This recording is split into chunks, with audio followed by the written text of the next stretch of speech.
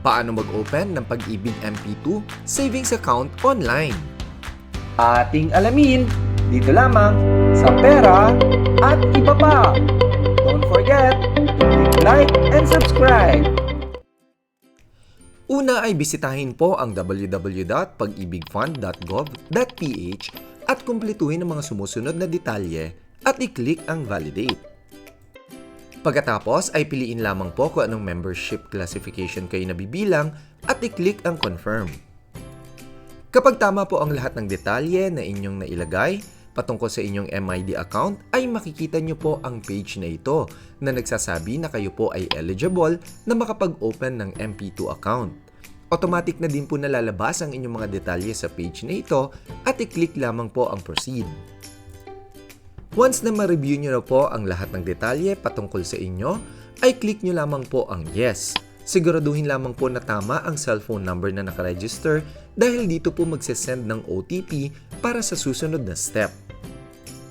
Sa part po na ito ay makikita nyo ang last 4 digits ng inyong mobile number kung saan isesend ang OTP.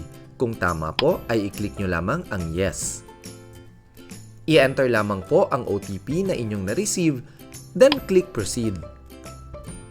Sa bandang itaas ng page na ito ay check lamang po muli na tama ang lahat ng details patungkol sa inyong account, gaya ng inyong member's identification number, ang inyong buong pangalan, date of birth, home address, contact numbers, email address, employer or business name, at employer or business address. Maaari nyo pong ilagay ang NA kung hindi po ito applicable sa inyo gaya po ng mga OFW. At sa other information naman po, ay dito makikita ang inyong magiging dividend payout. Paalala lamang po na sa panahon ng paggawa ng video na ito, ay wala pong option online ng annual dividend payout, kaya't 5-year end term lamang po ang automatic na nakalagay dito. Sa mode of payment ay maaari po kayong mamili kung salary deduction, over the counter, or through any accredited Pag-ibig collection partners. Sa source of funds naman po ay mamili lamang ng naaangkop sa inyo sa mga options na nakikita nyo sa inyong screen. Then click Proceed. At para po makumpleto ang inyong enrollment ay mag-upload lamang po ng photo or scan copy ng inyong valid identification card with photo at selfie photo na hawak ang inyong valid ID. Siguraduhin lamang po na nababasa ang detalye sa inyong ID na hawak at hindi po ito malabo or out of focus. At ang pangatlo naman po sa sample natin ngayon, since na ang pinili na source of funds ay savings or deposit, ang i-upload po natin na source of fund or proof of income ay copy ng bank statement kung saan dapat kita ang balance ng inyong account. Once po na ma-upload na ang lahat ng ito ay click lamang ang Submit then ang OK. Isa lamang pong paalala na ang maximum file size is 3 MB at ang mga documents po na allowed for uploading ay mga images po na JPEG, PNG, BMP at PDF lamang.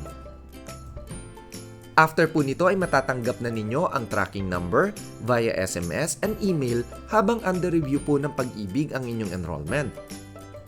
Sa amin pong experience ay less than a week lamang po after masubmit ang application ay nakareceive na po kami ng approval from Pag-ibig. Dito na din po makikita ang detalye ng inyong Pag-ibig MP2 savings account number. Once na meron na po kayong MP2 savings account number ay maaari nyo na po itong hulugan at minimum po na hulog dito ay 500 pesos. Sa GCash po ay 7 pesos lamang ang fee sa bawat transaction. Paalala lamang din po na sa unang araw ng inyong paghulog, magsisimula ang bilang ng 5-year end term ng inyong account at hindi po kung kailan kayo nag-create nito. Kaya para lagi po kayong updated sa aming mga videos, ay don't forget to click like and subscribe at ang notification bell button. Dito lamang sa Pera at Iba Pa!